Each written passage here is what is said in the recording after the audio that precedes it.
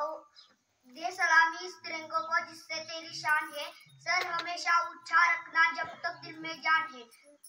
माननीय मुख्य अतिथि, आदरणीय शिक्षकगण और गाँव वाले, मेरे प्यारे दोस्तों, अब सभी को स्वतंत्रता दिवस के मनाने के लिए एकत्रित हुआ था।